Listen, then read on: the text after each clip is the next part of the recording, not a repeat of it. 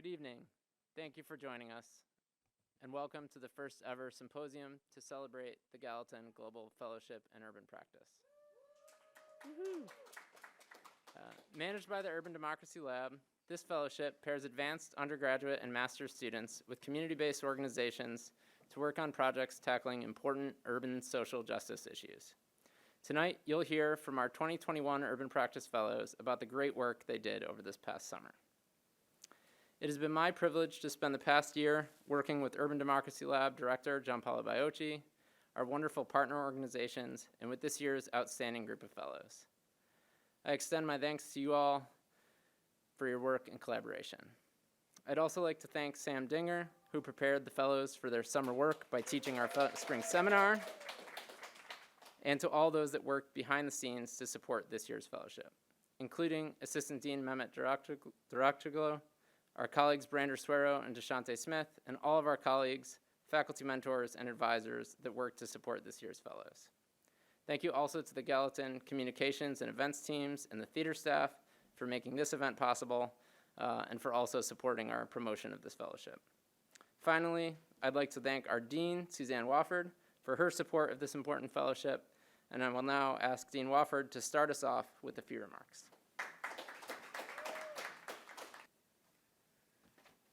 Well, I won't repeat all those thanks, but welcome, welcome, welcome. I am so glad to have that we're actually doing this symposium. I think it's so important, and it's really great to be able to celebrate and also make public the really great work that our GFUP scholars have done. So it's a real pleasure to be welcoming you to the inaugural symposium. And I just want to thank, in addition to everybody, Connor himself, Mehmet, and of course Gianpaolo for all the work they've done, but Connor and Mehmet particularly to help shepherd this program and our students. And I now know to thank Sam as well. So it's really a wonderful team. And you all should know that Connor and Mehmet, who now will never escape from the Urban Democracy Lab, stepped in the moment of COVID to really help us when our associate director left, and have been just awesome. So really thank you to both of you in particular, and of course to Gianpaolo for his both wonderful leadership and ongoing new ideas, which really are part of what makes this program so alive. As we're in New York City, I would like to take a moment to honor and acknowledge the indigenous communities, and in particular the Lenape people on whose land NYU stands. I come from settler families on both sides, my mother and my father, so it's particularly important to me that we make this acknowledgement. Given the intense concerns in our school and in our broader urban communities about climate change and the ways in which it has reshaped and is destroying parts of our world, including our urban worlds, it seems especially important to me to recognize the indigenous communities that cared for and sustained the lands for many centuries and will continue to live here in the future. With that, I just want to say that this program is something that I'm enormously proud of. I think it's an enormously creative project because of the way that it links the different kinds of academic inquiries that students are undertaking with experience in working as researchers and also as a form of interns and being involved with community groups in all sorts of places that give them a different way to think about how they ask their academic questions. So what are you start with something and there's always a kind of circularity to academic thinking, but this program is the one that I think, along with one other, our human rights program, is very much engaged in having students think about how to shape their academic questions and the way they shape and think about their work, and in Gallatin context, the concentration, from working in the world and being part of a group that's interested in struggling to improve the world. So I want to thank you guys for putting yourself into it and doing it, and now I'm not sure who I turn the baton over to, Connor. To Gianpaolo, okay. So welcome everybody.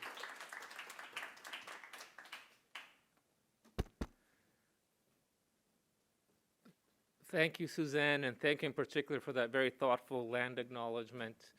I know we're here to hear about the fellows and the project, so I'll keep this brief.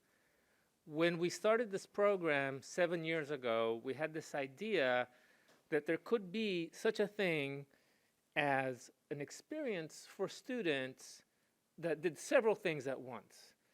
That was academically driven by big ideas, that was anchored in the view of social justice, that was good for the organizations that the students or the groups the students work with, and that was educational. And this kind of like win-win-win-win is unrealistic and difficult to do, but somehow this year we've really done it. And it takes, tremendous amount of good work and goodwill. We saw Mehmet and Connor and Sam and all the Gallatin people who supported this effort. It takes a lot of open communications, patience, generosity from our community partners who receive us again and again. But really the secret sauce this year has been a tremendous group of fellows. I am so unbelievably proud of all of you. To a person, you took on pretty challenging projects during a very difficult time with organizations that were putting out fires, that were understaffed. Some of you were on Zoom over half the time during this time of COVID. And somehow, every single organization that we worked with and every single student that went out this summer did something really meaningful and awesome. So when I visited your class at some point, somehow you remember me as being a meaner person than I am. And everyone remembers some mean things that I said. I don't remember saying them, but this is to say that I sound like that sometimes because I care very deeply that we represent the university well, we represent the school well, and that we behave in the way that the world demands of us. So I really appreciate it, and we'll turn over to the first panel. Thank you.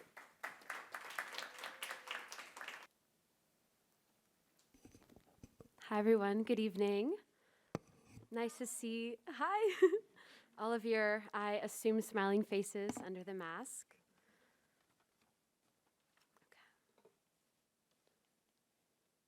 So my name is Mira Silvera. I use she, her pronouns. I am a senior. I'm a senior in Gallatin studying prison reform and social public policy. And this summer I had the privilege of working with the Pratt Center for Community Development. So what is the Pratt Center? I originally was interested in working with Pratt because they were working on a project in my neighborhood. Last year I lived in Alphabet City on Avenue D, close to the East River Park. I was interested in this fellowship program originally because I am studying prison reform and public policy and was interested in how urban practice shapes society and how policy can fit into this larger world of either changing or reinforcing current structures. And this is the mission that Pratt works to solve every day around New York City. So their mission is working for a more just, equitable, and sustainable New York. They occupy this really interesting space between community organizing work and city governments, working to bring concerns bottom up and policy suggestions and implementation top down. And they kind of sit in the middle, facilitating urban planning, working with community engagement, doing research and education in the fields of land use, housing justice, transit access, energy and sustainability, and employment opportunity, among many other things. So this summer, I worked on 3 projects. One of them I spent about a week on doing a little bit of research for an update to a hotel zoning research report in New York City, which was called Still Room for Improvement, looking at the disparity between hotels currently in use for homeless shelters over this past year while COVID was very intense in New York City, and now the issue with lacking investment in building affordable housing in lieu of building more hotels. And then the 2 main projects that I spent most of my time with were the Hunts Point Forward Vision Plan and the East Side Coastal Resiliency Project. So the majority of my time was spent working on the Hunts Point Forward project, which is an update to a 2004 vision plan, which set guidelines and was an investment directive, gathering suggestions from hundreds of Bronx stakeholders about where investments were needed in their communities. So if you don't know, Hunts Point is this tiny little peninsula in the South Bronx, which is a very unique neighborhood, and I think really encapsulates the phrase small but mighty. This peninsula is 1.7 square miles, which is mixed residential and industrial use, and it is home to one of the largest food distribution centers in the entire world, which feeds over 60% of New York City. So any produce, meat, or fish, or other food that you have is coming through this market, and it accounts for almost 10% of the entire nation's food. The neighborhood is small and is also a very tight-knit community with families who have been in this neighborhood for generations. So the main work that I was doing to support Pratt Center was working on a survey where we collected hundreds of responses from folks who lived in the area or worked in the area through community outreach and attending events. The survey was asking what could make quality of life in the area better, looking at issues such as truck traffic because of the large influx from the food distribution center going in and going out.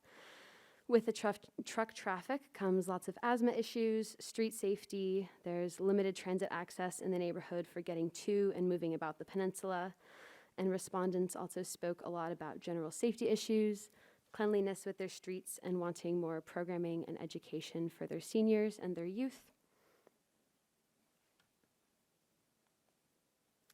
One of the ways that Pratt facilitates their work is through community engagement and attending events that already happen. So my favorite one that I got to go to, and the first in-person event I had attended in a long time, was the 2021 Fish Parade, which, if you're familiar with the Fulton Fish Market, it was relocated to the Hunts Point Food Distribution Center in 2005, and aptly they have this fish parade named after it. So Pratt does a lot of their work attending and facilitating workshops for youth. We went to open houses and spoke with parents and workers to get a large range of respondents for this survey, asking what they want to see better in their community. The Fish Parade was a march around the neighborhood, and we got to see performances from local artists. I took these photos of the Bombassa dance group and their drummer accompaniment. There was also boat tours with one of the community organizations that we worked with as it sits on a peninsula. And we got to see performances from local artists. There was a lot of food, and we learned about the Afro-Puerto Rican style of dance called bomba, which is pictured here. The other project that I spent the majority of my summer working on was the East Side Coastal Resiliency Project. So Pratt Center for Community Development was facilitating their community advisory group, which gathered East Village and Lower East Side stakeholders and residents to bring up concerns with the reconstruction project happening on the East Side Park.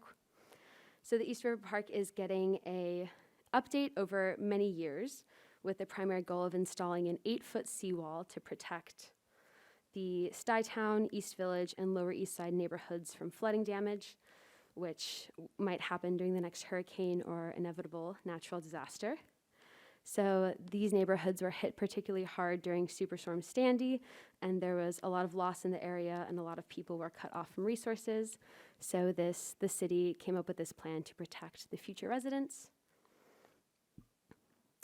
It was really interesting living in the neighborhood in the East Village while I was also working on this project, because I saw firsthand the issue with how the project was being framed to community residents, and also the actual intention of the project, which was to preserve and protect the neighborhood for future generations. The community had, their slogan was Save East River Park, and this was their campaign working to raise awareness about what was going on. I attached this photo, which I saw on my corner, and these flyers started popping up the last month that I lived there, of the squirrels, which was a reoccurring theme at the community advisory group meetings, was what happens to the squirrels while the park is being demolished and the trees are getting removed, which may seem a little bit silly, but I thought it was quite touching that residents who were not at all involved with animal welfare or any type of these organizations were so concerned about the animal populations living in their neighborhood.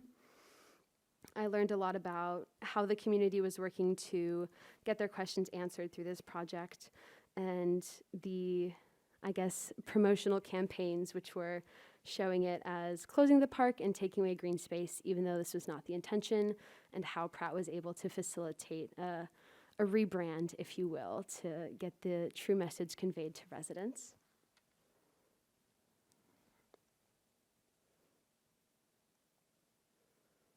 I do not know what button I press, but that is not the next slide. There we go. So my biggest takeaways from this summer was learning about how communities work to be involved in the own progress that goes on in their backyard and working to hold their representatives accountable for change that they want to see or change that they don't want to see happening. I got to see how tricky it is translating community needs and wants into actionable policy items, and my biggest takeaways was learning how community members know exactly what and how they want the things done that they want done, whether it's basic needs such as more trash cans or regular trash pickups in their community, all the way up to redesigning and overhauling how public safety is handled after large events happen in their community. It was really wonderful experience learning how Pratt managed all of this and was able to keep all of their projects afloat while working to balance both communities and also the bureaucratic structures that they were working with.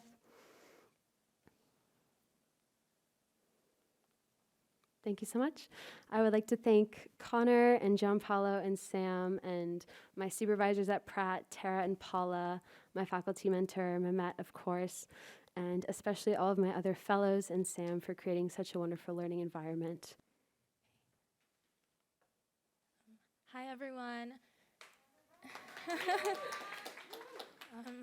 My name is Alma Sarpalma. I'm currently a junior here at NYU Gallatin studying politics and media. And this past summer, I had the opportunity to work with African communities together.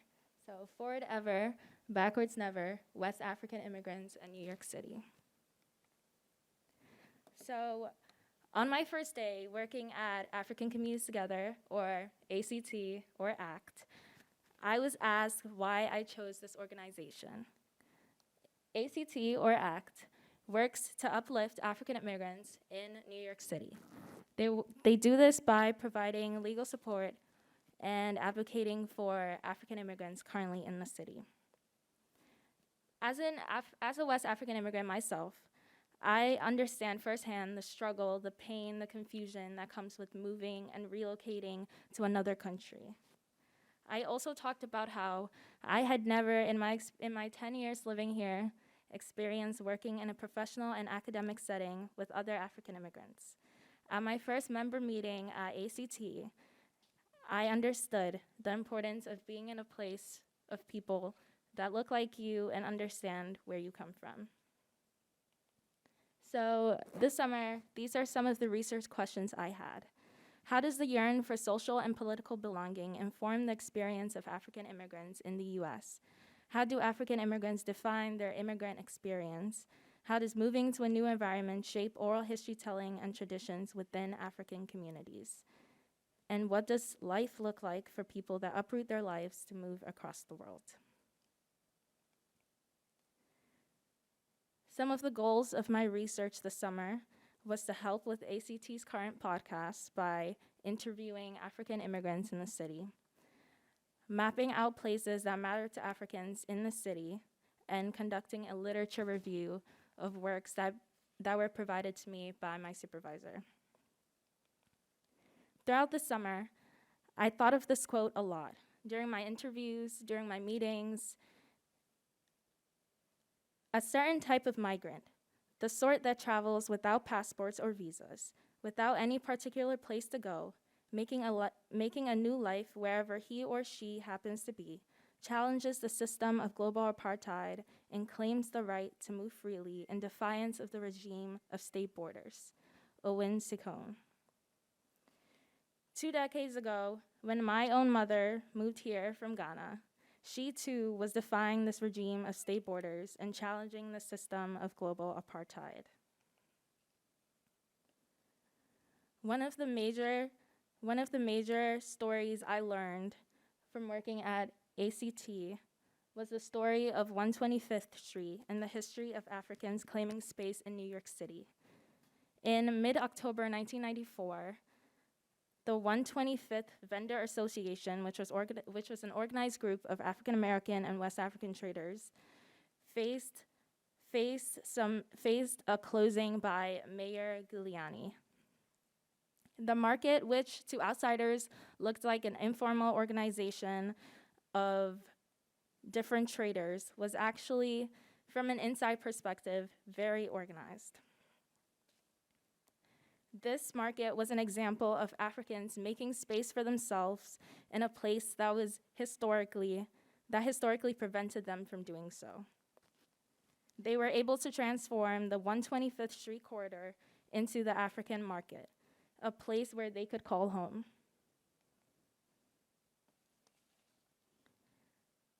African immigration in New York City and beyond.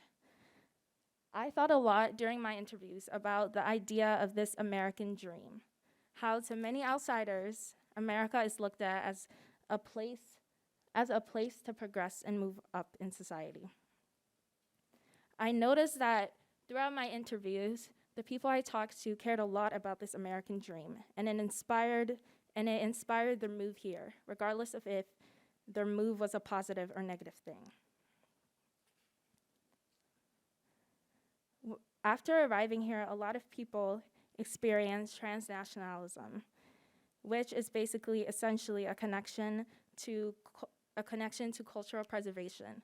When they come here, they're able to connect to the people back home by either still talking to them or sending back goods and services. I also learned that assimilation in new environments looks different for different immigrants. Some immigrants don't look at this as a goal, don't look at assimilation as a goal.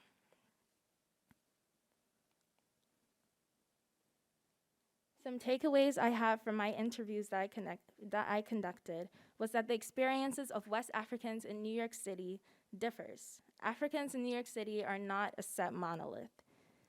I also learned the importance of finding a community. For many of the immigrants I talked to, they came to America not knowing anyone or anything. But finding an organization like ACT was essential and important in their ability to mobilize and move up in society. Many immigrants depend on organizations like ACT. I talked to a woman in Staten Island whose story affected me in a way that I didn't think would. Talking to her, I learned that she had moved here because she had lost everything back home, and she had depended on ACT to help her to find a place in American society. But she found that ACT couldn't provide the legal services she needed. And I realized then that even though organizations like ACT are dedicated to helping immigrants find a way here, it's not always successful for them. Sometimes they're not able to provide the help that every single immigrant needs. In the future, I hope to create a map of places in New York City that matters most to African immigrants. I also hope to create space for oral history telling to be used as a tool of cultural preservation, instill a sense of community within African diasporic communities, continue to gather stories of African immigrants through interviews. Thank you. So hello everyone, my name is Constanza Tremante and I am a graduate student at NYU Wagner, and I was this past Urban Fellow for Paisaje Transversal in Madrid, Spain, where I worked on integrative urban regeneration projects in Madrid, Spain.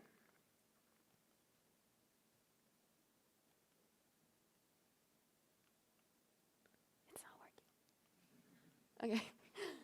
So, who is Paisaje Transversal? Paisaje Transversal is a urban firm in Madrid, Spain, where they prioritize citizen participation. And they do this by having a methodology where it's designing cities with people. And it prioritizes what the people want, the wants and needs of the people within a city. And their main motto is to listen and to transform cities. So this summer, I was able to work on 2 projects. The first project, I wrote a paper for a symposium, basically explaining how Paisaje Transversal has been able to use gamification, which I will explain later, through their Regeneration projects. And then the second project, I researched vulnerable communities in Madrid, Spain, and how they're coping with COVID-19. That's me. So the first project, Gamification to Urban Regeneration. So this was a paper that I wrote representing Paisaje Transversal, explaining how they have been using the gamification approach in neighborhoods across Spain. And they do this by including citizens to be engaged in a game that will foster their future knowledge about their respective neighborhood. So they have been doing this with neighborhoods like Virgen de Begoña and City of Olot.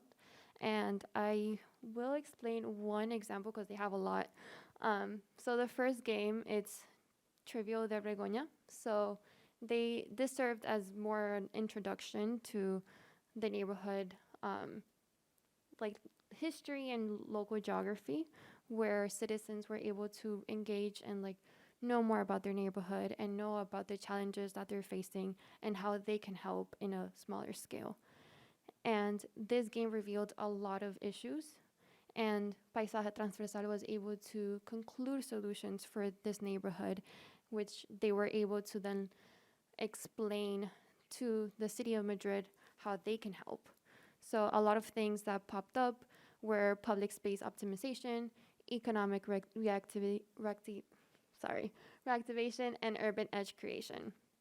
So I just want to say that this project was very interesting just because I didn't expect to have a presentation in a symposium in Europe. It was all online, but it was just very interesting because there were countries from around Europe that were able to attend the symposium, and these are examples that they can use within their own respective communities and how they can engage within their own citizens and local businesses and stuff like that. And the second project I worked on, so this was one of the main research project. It was looking at vulnerable communities in Madrid, Spain, and how they're coping with COVID-19. So the 2 most vulnerable communities in Madrid, Spain is Lavapiés and Tetuán.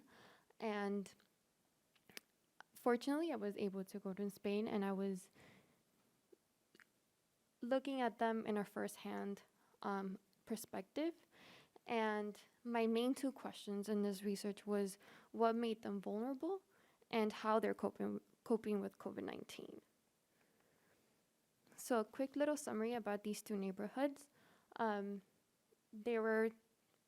Both of them, they were just cramped up neighborhoods where a lot of immigrants from the past century came because of low rents, and they just basically all emerged into these 2 areas.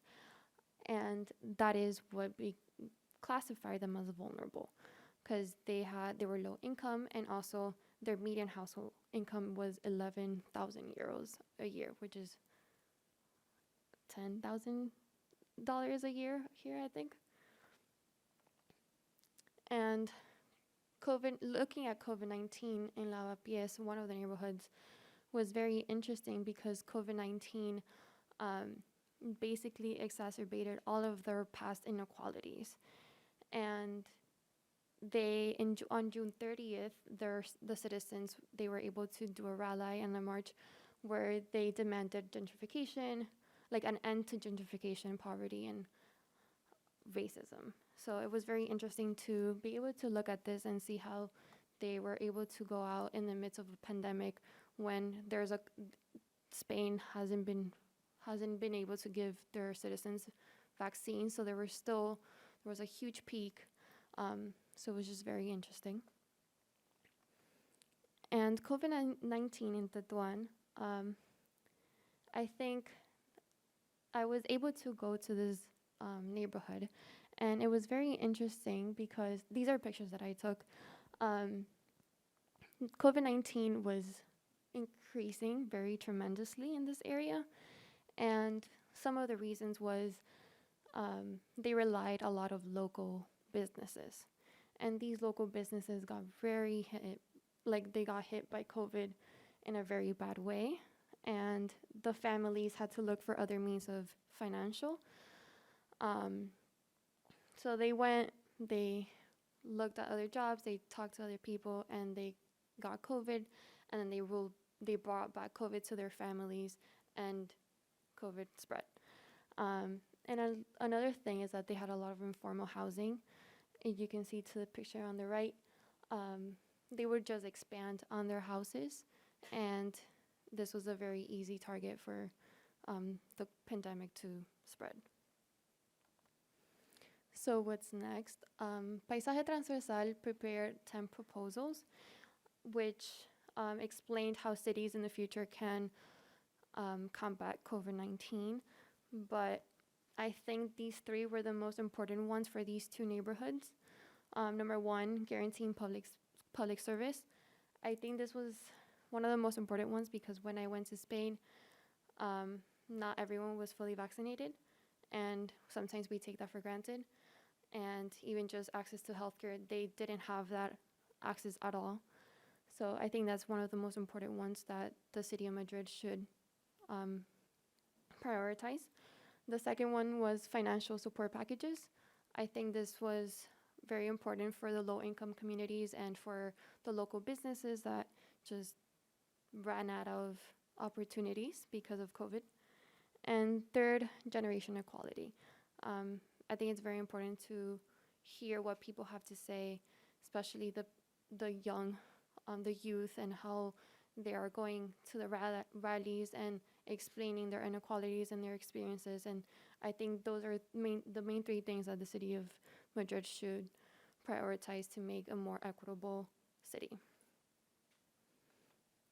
And I just want to thank everyone for coming, and for my fellows for just having such an amazing environment and for supporting me and everything. So, and Connor, Sam, thank you so much.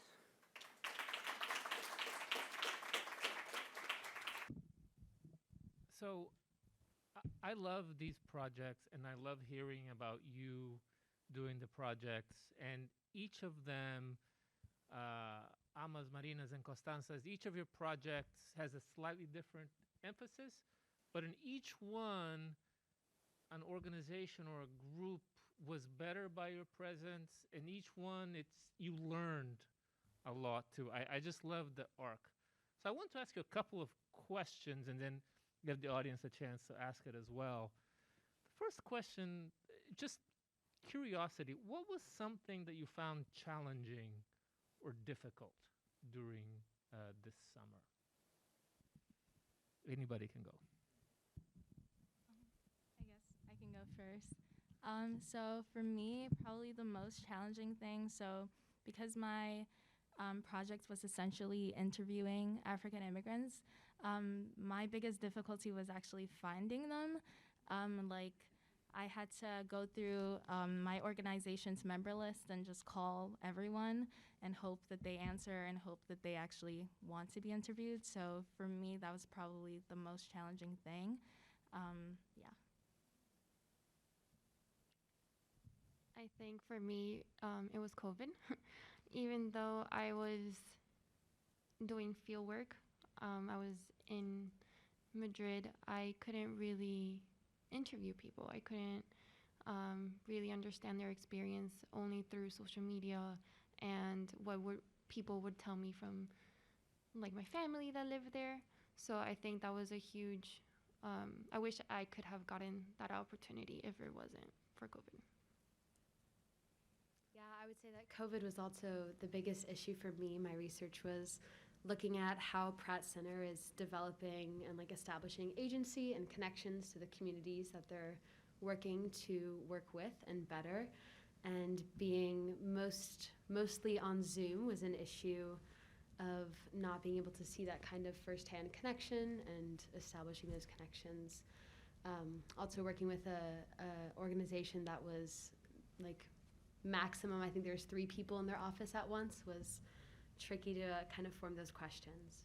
Yeah, no, you all did remarkable work. I have another question. I'm always curious about this. It's kind of a weird question. Each of your presentations had something about limits. So there's stuff that African communities together cannot do. There's stuff that the Pratt must come up in conversation that they cannot be brought up to the plans. And there's stuff that Paisaje cannot do with Tetuan.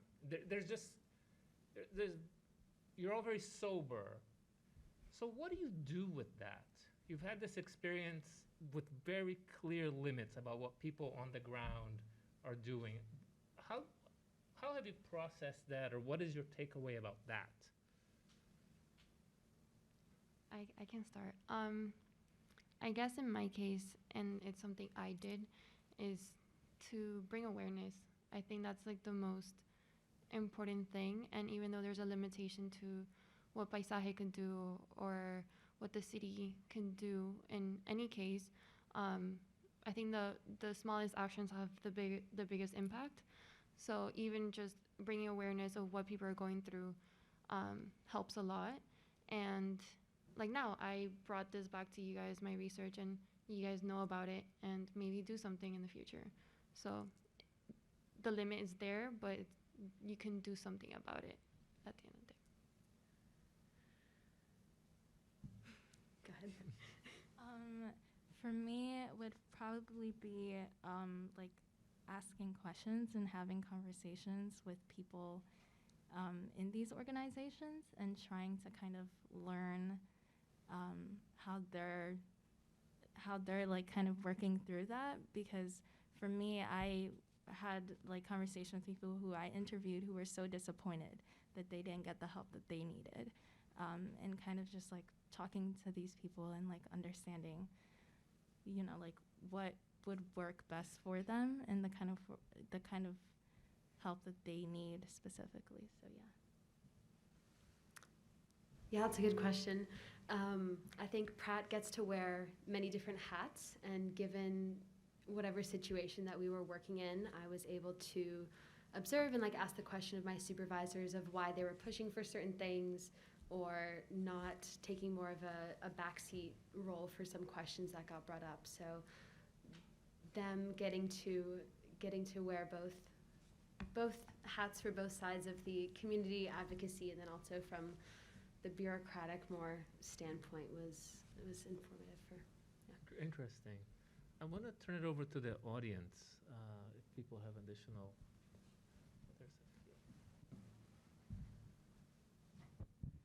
Thank you. Thank you all 3 for these presentations. Really exciting work. I have a couple of questions. One is a variation of Gianpaolo's for Amma. Since so much of your work was oral history, and I've done a little bit of it, I know that a lot of it is about building trust, right? And how do you engage in moments of trust and over time? I can't imagine trying to do that behind a mask. That's already kind of a major inhibitor. And so I just want to ask you, in terms of actually conducting the oral histories, once you're able to find people, how did you go about establishing, you know, the kind of trust that would allow you, again, sort of wearing a mask if you were doing it in person or by Zoom, which is also, you know, connotes its own kind of problems. How were you able to build that rapport that would allow you to engage in these oral histories? And then the second question was about the organization itself, which I hadn't heard of. So glad that you introduced me to it. My own experience is working with Latin American migrant communities and the organizations that assist them And one of the things that I find a lot is that the kinds of tensions I think that you were pointing to, or not tensions, but differences in terms of class, race, etc., get refracted through, in particular, legal status, right? And so the organizations, the people who run them are people who are professionals who came to the United States, legally or in a documented way. Did you find that to be true? I mean, I know that you mentioned about asylum seeking, but what was a question of documented status also a driving underlying manifestation of how people related within the community to those that they were serving? Yeah, so answering your first question about building trust with the people I interviewed, it helped a lot that I was also an immigrant, specifically also an African immigrant, so that I shared that with them. So a lot of the times they were really welcoming because of that similarity. But also another thing I noticed is that they really wanted to help me because I was young. They were really so happy to be doing something that they knew would benefit the work that I was doing. So yeah, that was kind of how I navigated that. And then to answer your second question, I definitely did notice that that documentation, legal status, did play a huge part. I talked to people who would accidentally slip in that they had documentation issues, and they were really so trusting in that they were so open with me, and they trusted that I wouldn't use any information against them. So yeah, I definitely noticed that was a huge thing. There was a hand in front. Hi, these projects sound like they were fascinating. I have a couple questions. One is, were any of these organizations that UDL had worked with in the past, or were you the first person to be working with that organization from our project? And I also wondered how many people in the communities that you were working in recognized your organization? Like if you said, "Hi, I'm from Paisaje," did people know what that was? Or was part of your job sort of introducing people to the work of the organization?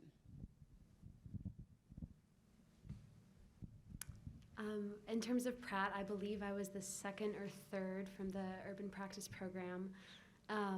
And definitely there was a couple times I had to introduce the organization, but I found pretty much that the events that we were attending, I would be like, "Oh, I'm an intern for Pratt this summer." And everyone had a really positive response and knew who that was, and would immediately jump to telling me what they wanted to see and ask to do the survey, which was a really wonderful experience.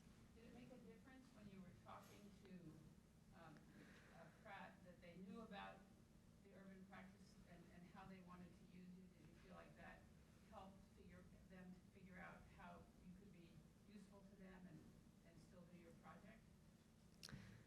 Yes, definitely. So I was the second student that worked with African communities together, and I'm sorry, I forgot what your second question was. Did you find that people in the community knew about the organization? Like if you introduced yourself as being from the organization, they were like, "Oh yeah, African communities together." So I realized that not a lot of people knew about it. It was mostly people that were already members that knew who I was and who I worked with. But yeah, for the most part, not really. And that's sort of a challenge, but it's something you bring. Yeah, Yeah. of course. I think I'm the fourth. Yeah. Working for Paisaje. Within the community, I didn't really talk to some people, only my family, and they knew about Paisaje. So yeah. I mean, I guess I was just sort of interested in UDL's idea of having you go back. Of having organizations we continue to work with, and how that relationship is different from just finding a good program. So that was really interesting to hear. But I thought that the Madrid one we'd had a number of people at. Yeah. Thank you. There was a hand in the back and then a hand in the second row.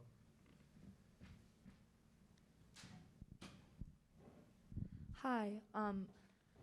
I was curious, sort of, particularly for Mira and, is it Constanza? Yeah. Yeah. And also Alma, but, like, how was the community's awareness of urban issues, or, like, their experience of how did their experience of urban issues differ from the way that the organizations sort of conceptualized them or handled them? Especially because I know a lot of these are not just nonprofit organizations, but also like research, or in the case of Paisaje, like they do a lot of architectural work. So where was sort of the disconnect or the gap between the way that people were interacting with it versus like the research or scientific based element? I will go first. I think for my side, yeah, Paisaje is very much design and architecture, and I came in looking more into the social aspect of urban issues, and I think there wasn't a gap because they are trying to be more sustainable, and they have been they're very well known to be more like equitable in their solutions, so I think that helps a lot. But obviously looking more into the design aspect than social. I don't know if that answers your question. Yeah, absolutely. Yeah, no, that's a really good question. I think in terms of community members talking about like improvement and anything in terms of infrastructure is something that these people like see every day, and they live and they experience on their way to work, on their way home. And there was definitely a disconnect we worked with the New York City Economic Development Corporation, which has a big focus in jobs and infrastructure, and getting members from that organization actually at these events and in these communities definitely helped put in perspective like more of the, I guess, grassroots issues, or like the things that anyone could see just being in the community and in their environment.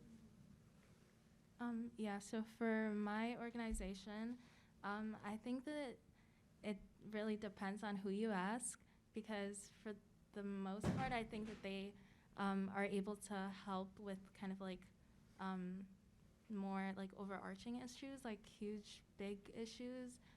Like, for example, they were able to like make sure that New York City like legal documents add like French, because some African immigrants speak French.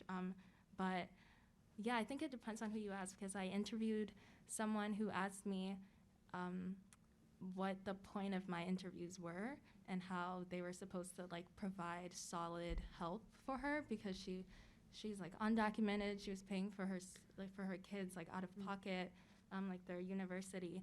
So yeah, I think it really just depends on who you ask, because I feel like some organizations aren't able to help every single person that needs help, which is horrible, but yeah, it's horrible. So yeah. Sure. We're just running on super short on time. Do you mind? We have two questions up front.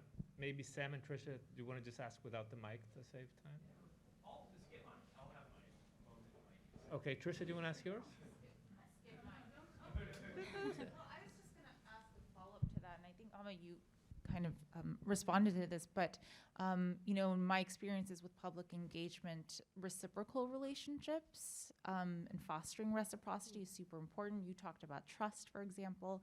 And so I'm wondering if in your experiences over the summer, there was a moment where you could share back your results or report back. I don't know if that question is relevant, but I'm wondering how, in engaging with these local communities, how that informed your research and your work, and how then in turn that work could be to impact communities. Yeah, that's my question.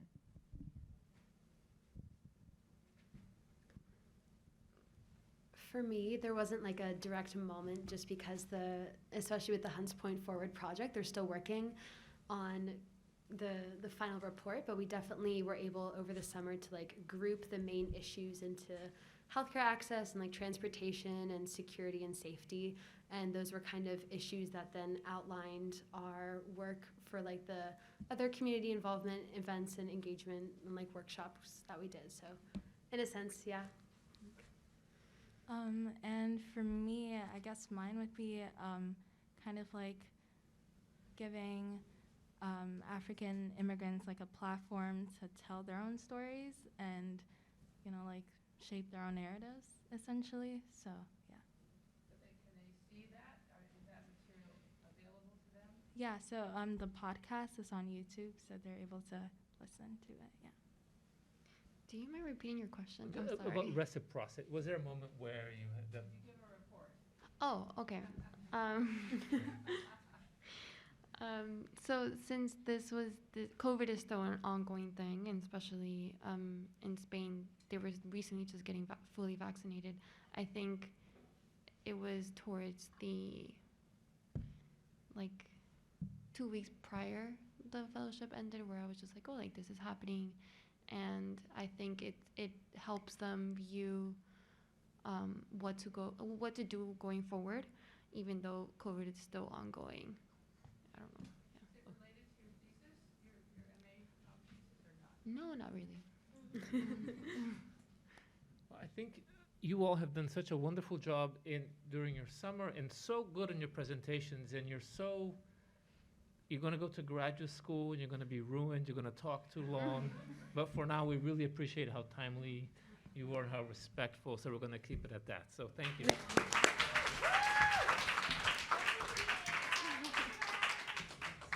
Cool. So I'm going to introduce myself. My name is La Guzman. I'm a senior here at Gallatin, and I'm here to talk to you about my summer project. So I was working with this place called the Loisaida Center, which, if you don't know, Loisaida is the name for the place that is roughly between Avenue A and the East River and Houston and 14th Street. And it's the name of the place if you tried to say Lower East Side, but like with a really, really thick Hispanic accent, it comes out Loisaida. And so the Loisaida Center was established in 2012 at 710 East 9th Street, and it has a 50-year lease on the first floor of this building.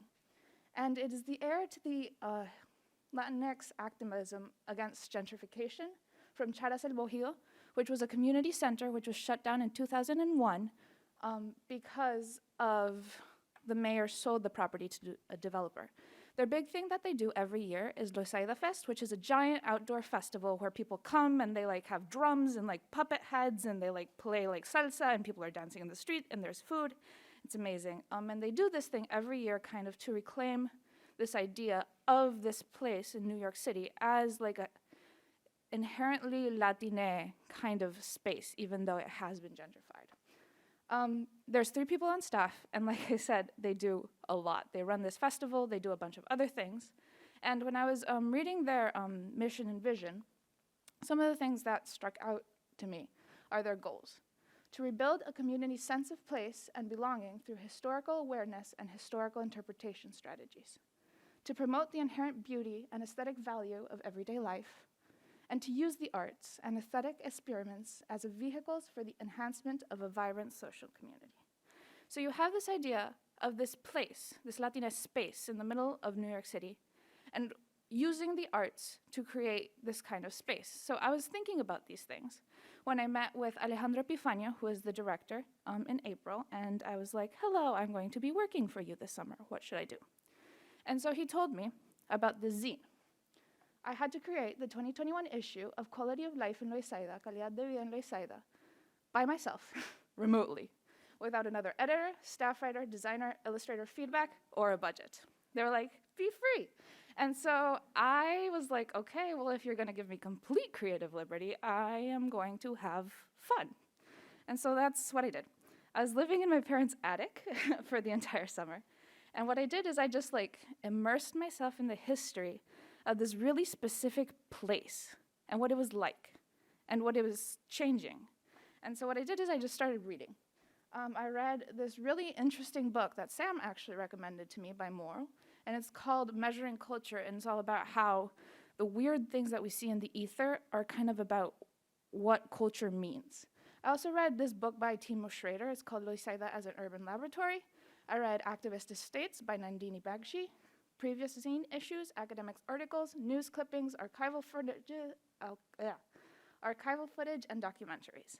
And I was thinking about how all these like weird different documents about what this city is, what Loisaida is, what Loisaida means, kind of up here on an academic level, but how I could translate that into this like very specific art form of a zine, which is very much written by regular people for regular people. And so I was trying to think about how these two things communicate with each other, and considering that the mission of my organization was kind of cultural preservation of Latina identity, I was thinking about this idea between like the past, the present, and the future. And the one thing that I was thinking about is this quote from William Faulkner. The past is never dead. It's not even past. And the way that the past of this particular very, very specific neighborhood influences the way that the neighborhood moves towards the future and what current residents remember and keep from the neighborhood's history of struggle and activism. And so, kind of thinking about all these things, I created a story arc for my zine. So the first one is this reflection on how the AIDS epidemic of the 1980s influences our current moment of living through plague and pandemic. Second story was a story about business, nostalgia, and gentrification, and how these ideas about who belongs and who owns business influence the way that people think about the places where they too belong. The third kind of piece of the zine is my favorite, is just a question. What is Loisaida? And so what I did is that I just collected a bunch of different answers. So I had interviews, I have art, I have a couple poems in there, I have all sorts of things. It's just like this sancocho, this like thick soup of like what this cultural place is and what it means to these people. I had a profile on Ebony Cothorn, who is the artist in residence at the Loisaida Center. She does a lot of really cool work with filmmaking. And then this last story is about Equilibrium, which is a cool project that the Loisaida Center is doing with artistic and kind of environmental equity. And one of the things that I learned from doing this project is that art and activism are inherently tied to each other. I was living in Bogota at the time, and as you know, over the summer, there was a lot of unrest and protest. And so I'd spend my mornings, like reading in the attic, and in the afternoons, I'd just go to the neighborhood protest, and that's what we would do. And this is one of my favorite things that I saw, is this kind of mural. It says, "Somos los nietos de Gaitán." And this other mural that I saw on Avenue C when I came back to New York City about Bimbo Rivas. And these two men had this vision for what they wanted their society to become, so much so that they influenced these giant protest movements and influenced their communities in the way that they would be put on walls kind of as graffiti. And I just thought that this idea of being an artist and being an activism and just getting put on a wall as a testament to your legacy was really, really beautiful. And so to finish up my presentation, I went to read a poem from this man, Bimbo Rivas, right here. I actually got to talk to his daughter, Sandra Rivas, about his legacy, which is really cool. So I'm gonna read it. Don Quixote de Loisaida, written in 1974 by Bimbo Rivas. I love you. You're my lady fair. No matter where I am, I think of you. The mountains and the valleys cannot compare my love to you. Loisaida, I love you. I dig the way you talk. I dig the way you look. Me vacila tu cantar y yo me las juego fría, pa que vivas para siempre. En mi mente, mi amada, y yo te llamo Loisaida.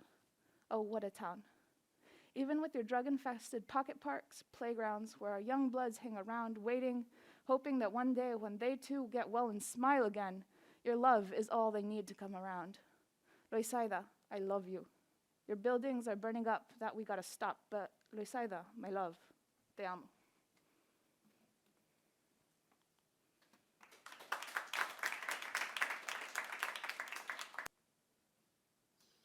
Hi friends, my name is Shishi and I'm coming to you from Chicago. I graduated from NYU last month and I would have graduated in May, but because this fellowship took place over the summer, I applied for a summer graduation. For those of you who are seniors, you're also eligible as long as you apply for a September graduation. So I had the opportunity to work with the Right to the City Alliance over the past few months. Right to the City is a coalition of grassroots organizations across the country taking actions to address all kinds of urban issues on a local, state, and federal level. And this is called a translocal approach, meaning Right to the City is a national alliance, but of local groups, which means they occupy this sort of in-between space.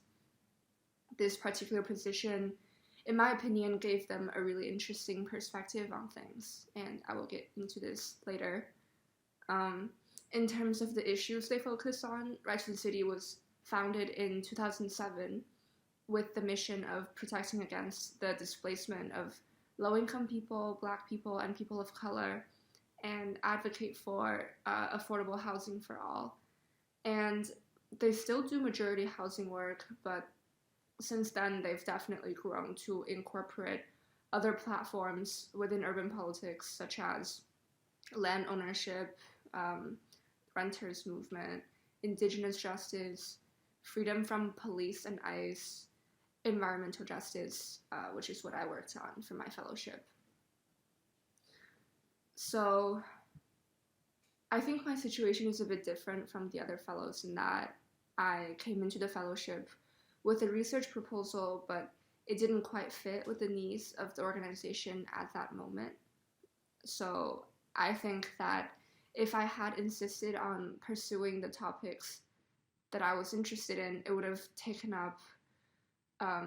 ended up costing the organization more resources and time instead of helping them in a meaningful and concrete way. So we kind of made the decision to leave the project and instead insert me into a programs team to help them full-time. This allowed me to become more involved in the operations of the organization in a more full and immersive way.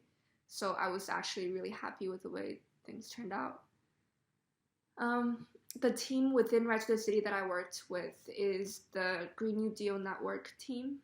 For those of you that might not be familiar with it, the Green New Deal Network is a national table of climate, environmental, and political organizations, as well as grassroots, frontline groups, labor unions, and progressive think tanks.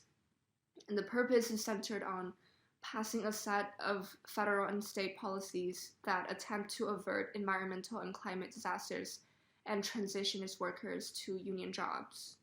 And all of this together would equal to a Green New Deal.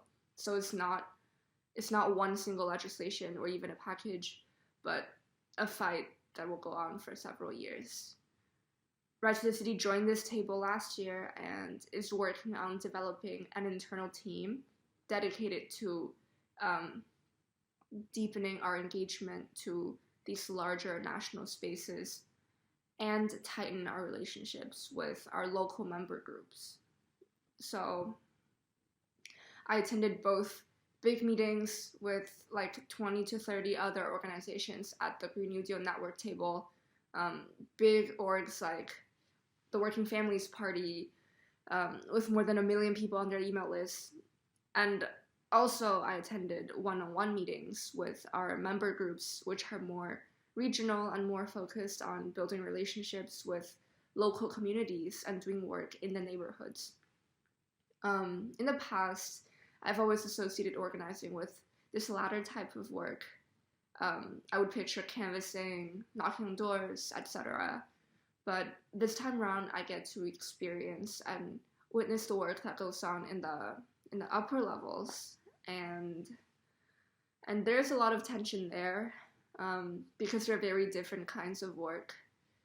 When you talk to local groups, you realize that the work they do is very interpersonal, very quick, very crisis-oriented, because you have to respond to the immediate needs of the neighborhood, which could mean that you can be a bit reactive at times, even. Whereas at national tables, you don't really deal with this sort of stuff. You're very vision-driven and focused on long-term work. but you also feel like you're one layer removed from all the groundwork. This is not to paint local level work and national level work as a dichotomy, because they are both extremely important, but there's definitely a big gap there. And what I deeply appreciate about Right to the City is that as an organization, it is very aware of these contradictions and is very mindful about working in a bottom-up way, not a top-down way. This ties back to earlier when I said that Right to the City is a translocal project, meaning that it is a national alliance of local groups, and that it occupies the space in between, and as a result has a very unique vantage point. We need a national movement, but we also need groups that understand local conditions. So this was essentially the task of my fellowship, to negotiate this tension and have many conversations with people and continue to sharpen our orientation and make sure that we're representing real people in a responsible way when we're sitting at a big national table like the Green New Deal Network. So to conclude a bit and maybe to end this presentation on in the realm of ideas, Right to the City is the concept that the organization I worked with is named after, and it's a very important concept to me. I want to read out this quote that, in my opinion, puts this idea in the best way. It is by Robert Park, a Chicago School urban sociologist, and he said, quote, "The city is man's most consistent and, on the whole, his most successful attempt to remake the world he lives in, more after his heart's desire. The city is the world which man created. It is the world in which he is therefore condemned to live. Thus, indirectly, without a clear sense of the nature of his task, in remaking the city, man has remade himself." End quote. The right to the city is, at the core, the right to be shaped by the city. It is not so much about individuals' access to spaces or even ownership, but people's collective ability to change the urban environment they live in, and that's the kind of people they are. I absolutely want to carry these ideas into the research I do in the future. I'm currently doing a master's program at U Chicago in urban sociology, and I plan on continuing to engage with this fight, both philosophically and concretely. Thank you for listening.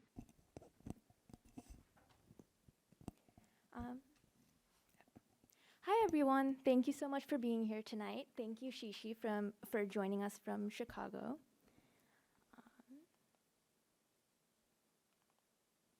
So tonight I'll be talking about my summer with my community partner, the Women's Housing and Economic Development Corporation, or WEDCO for short. So WEDCO is a nonprofit community development organization founded on the simple idea that all people deserve healthy, vibrant communities. And they work with holistic neighborhood development in the South Bronx with 3 specific neighborhoods: Morrisania, Crotona East, and Melrose. They work holistically with housing, childcare, and small business. And in terms of housing, they operate 3 affordable housing units in the 3 respective communities that I just mentioned. Urban Horizons, which is a building that opened in 1926, Intervale Green in the Crotona Park East area, and Bronx Commons, which is the newest building. WEDCO also works with childcare and youth development. WEDCO equips young women in the South Bronx community to start their own home-based child care programs and create their own businesses, get the necessary registration and licenses for that. And WEDCO finally works with small businesses in order to revitalize the commercial areas in the South Bronx. So leading into that, my main area that I worked with over the summer was with small business outreach. WEDCO does a lot of work in the Southern Boulevard area, which is essentially a boulevard that runs through the east side of the South Bronx. And almost every address at this boulevard is a small business. And over the first half of my summer, a lot of my work with the outreach was more general, where I would help with the project where WEDCO was helping small businesses apply to grants and loans, especially those that were struggling during the pandemic. And then after the first half of the summer, my supervisors and I discussed that one of the main projects I could work on would be creating a set of resources for residents that were looking to either start their own businesses or they were already in the process of starting up their own businesses. So one of those resources that I created was a small business startup guide in the form of a brochure that is being handed out physically at events that WEDCO holds. And essentially the purpose of this is to put key things in the minds of people who are in the process of starting a business that they wouldn't otherwise come across. So even small technical things like how to research the kinds of violations that the city imposes, that the city has fines and penalties for. And yeah, and then there's another resource that I created was a website with a link of resources and phone numbers, contact information for businesses at the earlier stages of development for them to reach out to and learn more about how to register their business with the New York City, etc. So another more long-term goal that WEDCO had that I worked on throughout the summer was in relation to the local elections that were coming up at the time. Because WEDCO was newly navigating how to carry out their outreach programming remotely during the pandemic, I was helping them create flyers, brochures, social media posts that all helped the WEDCO's goal for the summer, which was to increase voter turnout for the Bronx. So just some general reflections. My work with WEDCO this summer was remote, and WEDCO as an organization was also still operating remotely, with only about 10 to 15% of their staff showing up to the office. So both WEDCO and I were again navigating how to do a lot of the functions that they were used to doing in person remotely. And this came up both in the community outreach, as I was talking about earlier, but also in my project with creating materials for small businesses. I found that usually at the initial stages of the project, I would want to do a lot more in-person outreach and interview small businesses and form that trusting relationship in person. And even my supervisor had mentioned that there might be opportunities if I was in person to like go door to door to these small businesses. But because of the remote setting, I found that there was a lot of room for me to learn how to build those trusting relationships in an online format. So yeah, thank you so much, everyone, for coming. All right. Thank you, everyone, for still being here. Hi. Okay. I'm Naja. I'm a senior studying global public health and sociology with minors in dance and Spanish.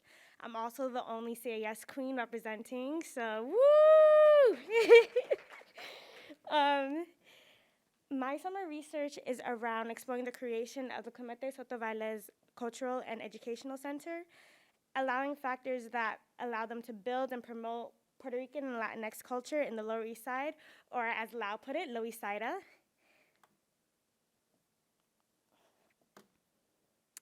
Located on the corner of Delancey and Essex Street, the Clemente's mission is to provide affordable working spaces to venues, artists, and small business and organizations, emergent and independent community producers that reflect the cultural diversity of Loisaida, while also cultivating and presenting and preserving Puerto Rican and Latinx culture. Their mission serves a community that provides a multi-ethnic horizon, so the inclusivity is approached at a really incredible way throughout the organization.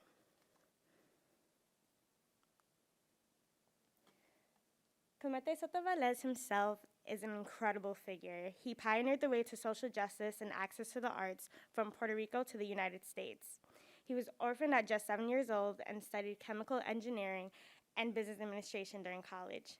He spent the rest of his life as a writer and a social activist that went to jail many times on account of social justice and founded organizations like the Puerto Rican Merchants Association here in New York City. That upheld his beliefs in equity and representation. He wanted to provide a voice for Latinx artists that wasn't represented in New York City at the time. His efforts were ultimately attacked on the white supremacy that plagues the nation to this day.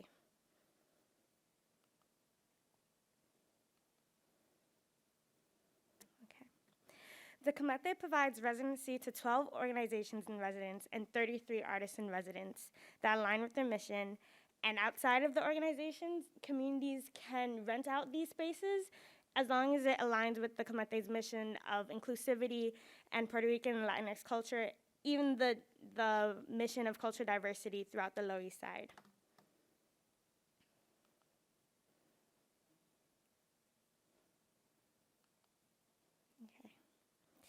They also hold events that foster community engagement like art exhibitions, workshops, cultural films, artistic conversations, and poetry slams. Apart from the office tasks, from updating calendars and writing on social media, I was given the opportunity to write blog posts about 2 installations, one of them being Transformation, Objects, and Relation. I had the pleasure of interviewing Onika Russell and Katrina Dykers. They're right there in the corner screen. It was such an awesome interview. They're actually a part of an organization called Tide Rising Arts Project, and their mission is to promote and preserve Caribbean contemporary art, so that was beautiful to see on their side. My second blog post was about La Tierra Prometida, or the Promised Land, and it was by the photographer and artist-in-residence Brian Buckley. He used La Tierra Prometida as an illumination of Clemente Soto Valdez's poem, La Tierra Prometida, number 18. It's a whole book, and he got inspired by one of those poems. And one of the bricks, I'm not too sure if you can see. So this is a brick. You might see it across New York City. He has many across the nation, and you can follow his page once you find one. And it's an incredible installation that you could still see today at the Clemente Soto Valdez Cultural Education Center. So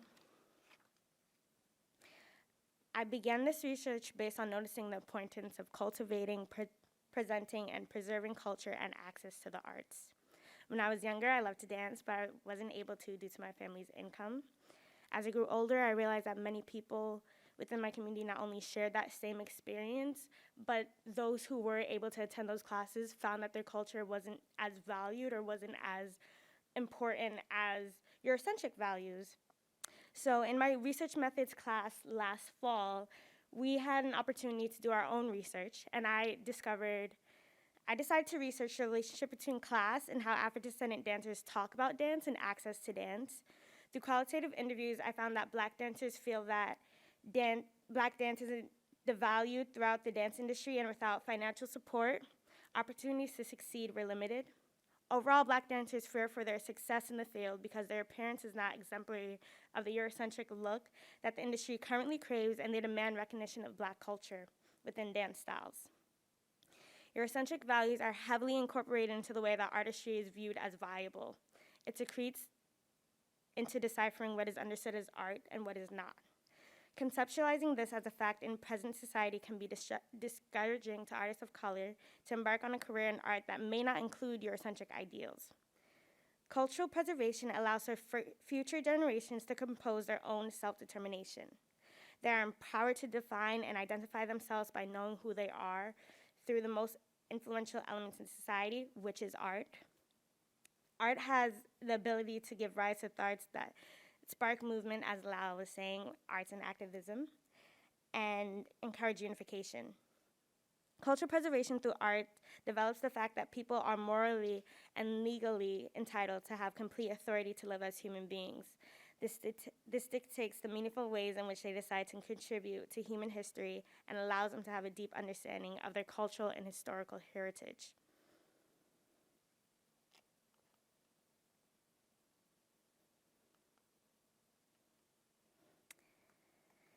So, my question for the Comete was, how did the Comete build and promote a foundation that values both the arts and preserves culture? This question led into many supplementary questions, like how did the Comete plan events, manage their finances, and take consequential steps that allow them to establish itself in Loisaida? How did the Comete advertise and grow its platform within the first 5 years to engage their audience and communities and organizations? What images of Puerto Rican and Latinx culture did they encourage? And how did artists in residence at the Comete and people who've been at the Comete closer to its founding in 1993 feel or talk about its growth? I aim to understand the formative formulation of the Comete and how that allowed them to be a renowned institution in the Lower East Side that they are today. In order to conduct my research, I conducted semi-structured interviews in person and virtually with artists in residence and staff present at the Comete closer to 1993. These interviews resulted into a deeper and complex understanding of Puerto Rican culture, specifically in its multi-layered identity in the Caribbean, and also a conclusion request by artists in residence and staff to elaborate on the community outreach of the Comete. So in the Comete's case, this answer is very multifaceted and very complex. It has a really unique founding. The founders, Ed Vega Yanque, Nelson Landru, and Mateo Gomez, worked together to emulate the spirit of Comete Sotavales after the building had been enduring hardship with squatting and ownership rights. There was an organization that owned the building before, and then the city was trying to tear it down. The mayor was trying to turn it down, but then they got more involved into the New York City cultural affairs, so that helped them become an organization and have subsidized rent after that. But then that led to some disputes over artists in residence and organizations in residence and the board of directors about who actually owned the building and who was actually promoting the culture and promoting the mission statement of the building. So through the word of mouth, headstrong leadership of Ed Vega, Nelson Landru, and Mateo Gomez, the transition to the New York City Department of Cultural Affairs, the Comete was able to better serve the community. They're now underneath Libertad Guerrera, and she is an incredible human being, and I worked with her closely, and artists in residence also believed her leadership could bring the Comete more outreach than before. The first few events by the Comete were set up by artists and organizations in residence that advertised by word of mouth and opened up their own studios to have exhibitions and utilize their own space. Currently, as Lower East Side is changing, the Comete is adapting to focus on more so diasporic representations of the Caribbean and include work that has international lens with specific themes. For example, there was an exhibition called Good and Bad Government, and that focused on how representations of good government could also be viewed as bad, but in a really international lens, so across countries. For example, the U.S. has a sector of the organization of the government that wants to take out landmines, but then another part of the U.S. government is like trying to instill them into other countries. So that's how that works in the U.S. context. Yeah.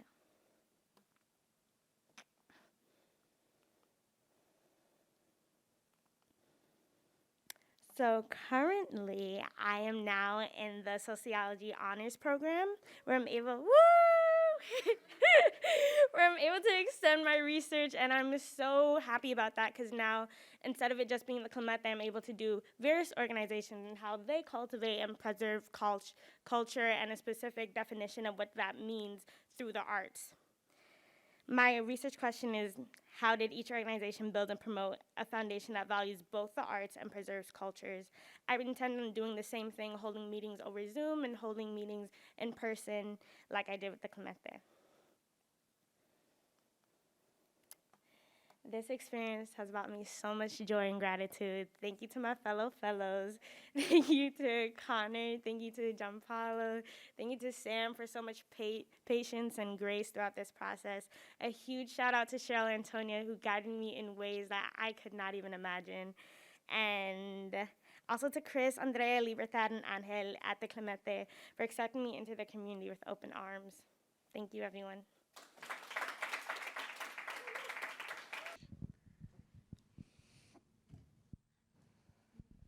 All right, thank you so much, Naja, Lau, Shishi from afar, and Nosheen for this lovely second round of presentations. I want a couple kind of quick remarks before we get into questions. The first thing is just to communicate how proud I am of all of you for pulling this off.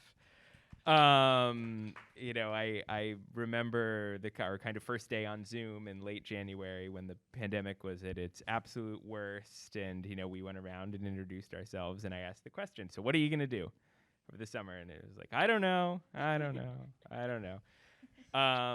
And you figured it out and pulled off these really amazing projects, and I think it's a huge accomplishment. So I want to extend my not sure what the right word is, but anyway, for that. And, I think also working with community organizations that are, these are places that are overextended and underfunded in the best of times. And research is hard in the best of times. Like, Amma, you cold called people to get interviews, which is crazy.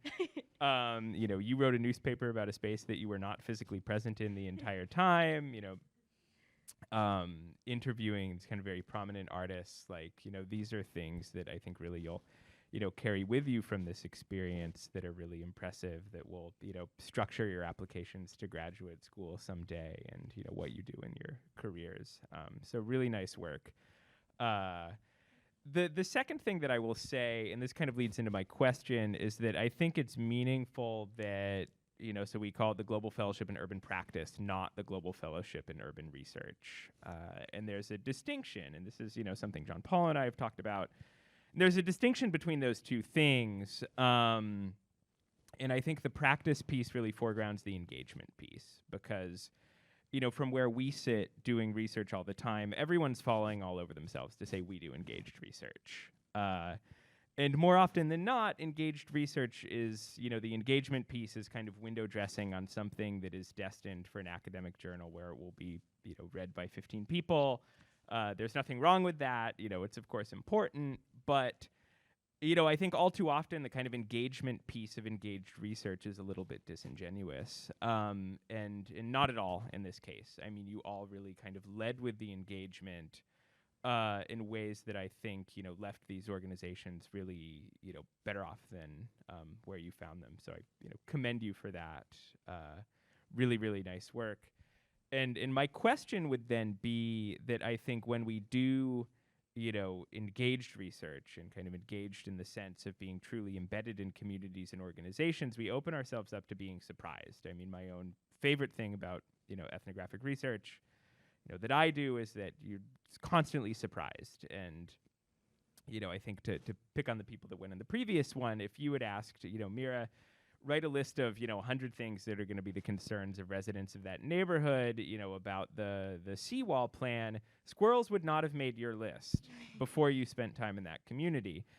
And instead, it kind of opens up onto this terrain of, contestation between, residents and the government and organizations and so on and so forth in ways that you only get through being engaged.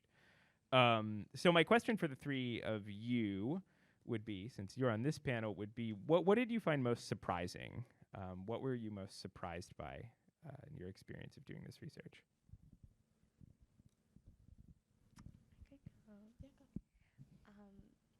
my most surprising element was noticing how to some degree, even as you're doing nonprofit work, even as you want to foster a community, you have to participate in capitalism in ways that are better for the organization itself. So it became a little sad to notice how that's how you have to do as an individual. Like, no matter what your beliefs are, you're still in this system that you have to maneuver around the way that you can. So that was disheartening and surprising. Yeah. I think one of the biggest things that surprised me about WEDCO was how interconnected they were with all the other organizations, whether that's nonprofits or otherwise, that also work in the South Bronx, and also the sheer number of them. So during my time at WEDCO, I was in many meetings where the Southern Boulevard Merchants Association and the Bronx Wide Coalition and various other nonprofits working in the South Bronx were also participating in. So that kind of greater nonprofit community that WEDCO was consistently in definitely surprised me in a very positive way. For me, probably the biggest surprise was how resilient people were. Yeah, I was writing this thing and I was like getting quotes from people in interviews, and I was always asking them like, okay, what was the pandemic like? Like, that was the past, but how do you bring it to the present? Like, what's the next challenge? And they were telling me about how they like organized to like take over this building, or there's this one guy that like started a pantry and now they feed like 200,000 people just like every week.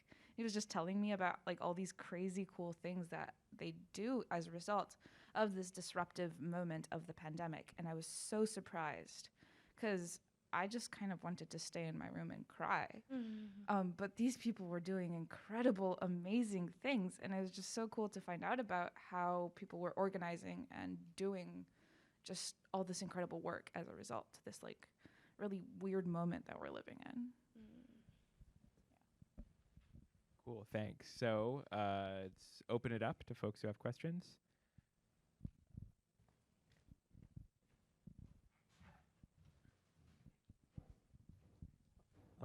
I had a question for Lau. I think, I think the quality of life in Loisaida is just such an interesting and impactful publication. And, it's really awesome to see like organizations and students kind of revamping the journal or newspaper after kind of shut down so many years ago. And, I was super interested in your, in like the climax kind of part of the story arc, which was like, what is Loisaida? It reminded me of a previous article in publication from like the 80s or something that was like the ideology of Loisaida. Yeah. So I was just wondering what the collection process was like with the various creative writing pieces, art pieces, and writing that you sort of collected from the community, and as well as more broadly, what your thoughts are on how the publication acts as a resource for Loisaida. Yeah, that's actually a really good question. So obviously, Loisaida actually got its name from that Rivas poem that I read to y'all in 1974. Like, the artistic imagination of this one man just kind of created the name for this entire idea, state of mind. It's a weird, fascinating, kind of naughty problem. And so one of the things that I really liked about the original zine, which the one I created is kind of a reprint, is that it came from the community. And I was obviously living in Bogota at the time, and I was like, well, they don't need to hear my voice. Like, what's the point? And so what I really, really wanted to do is give platforms to local artists and local residents. And so I just talked I talked to the people at the Loisaida Center, and I was like, who should I talk to? And so I actually got to talk to Chino Garcia, which is just crazy to me because he's this like iconic longtime activist. He's like fairly old now, and he's just like has these crazy battle stories about like releasing crickets into like this auction. It's just crazy, you guys. And I was like, I'm talking to this like living icon about this thing, and he was telling me about where the name of the place came from. I also reached out to a poet friend of mine who I know does a lot of things so it's just, there wasn't a particular method. I was just talking to people. I talked to Chino, and I was like, Chino, who else do I need to talk to? And so he told me who else I needed to talk to, and I talked to that person, and they're like, who else do I need to talk to? And so it just kind of just kept on going until I was like, well, I have enough now. So it's not super scientific or anything, but it just kind of happened that way. Yeah. Right. This is a very difficult question because I think it's a very large and time frame question. But I'm curious how much working with these organizations has shifted or added to things that you think about that you might want to do after you graduate. I guess we heard from Shishi that she's already in a graduate program, and maybe all of you have that in mind, but I'm curious whether you had the feeling of like, this is a great organization, but I never really want to do this for my full-time job or my ongoing career, or whether you had a sense of like, wow, I really want to be an organizer like so-and-so. And as I said, it's a really big question, and maybe you can just sort of answer a little of it, just like what you're thinking about a little bit now. Nacha, do you want to go ahead? Yeah. That's a beautiful question because definitely I want to create my own Black Dance Educational Center. So that's how my interest in GFUP really sparked, because I'm able to see how a center is able to do that itself, how it defines a culture and how it is able to encourage it throughout over time. The beautiful thing about the Comete is that it has 33 other artists and organizations in residence in which they're all doing the same thing. And even one of the events called International Puppet Fringe Festival, that was created out of somebody's dream when they were 13 years old, and seeing that unfold over the summer was such a beautiful time period for me. So now it really sparks like, hey, they did it all the way from other countries, and I could do it too. So it's really invigorating. One of the really inspiring things about WEDCO that I definitely want to apply to my own career is that their entire organizational model was based on empowering the local residents themselves to create programs and to create businesses that they thought would help themselves, rather than WEDCO coming in as an organization and saying that this is the program that we think will help you. And I'm really interested in education as a career, and a lot of WEDCO's programming and education, again, is around like having residents make home-based childcare programs themselves. And I think I definitely would want to apply that to my own exploration of what different forms of education can look like. So cool. Yeah, for me, I was thinking about this earlier today because, as you know, the Nobel Peace Prize was won by 2 journalists. Mm-hmm. And I want to be a journalist when I grow up. That's kind of what I want to do. And just this idea of like journalism as activism, journalism as art, has been on my mind for a minute now. Because like even in the protests in Colombia, like the narrative of the government was very different based on what publication you were reading. And so just this idea of how and who gets to tell the story and who gets to remember has been very influential. Yeah. As I was watching this, I realized I underdid a couple of acknowledgments. I didn't acknowledge Connor enough. His handiwork in today's event and in keeping everyone on track was just remarkable. It's been a real, Connor, you are terrific at what you do, and thank you so much for lending your talents. Other person I wish to acknowledge more seriously is Sam Dinger. I saw your signature and the echoes of your conversations all over these presentations, so I thought, and the way people are reacting to you speaks to you as a teacher, so thank you so much. And most of all, I wanted to thank the fellows once again for spending this evening with us. It's so nice to be able to celebrate in person. Small tragedy, I guess, is we can't now have a meal or cheese, or that bad cheese and cheap wine that usually, which is so nice. But it's so nice to be with you and celebrate your work. Please know that we're very proud of you. We're going to keep in touch with you.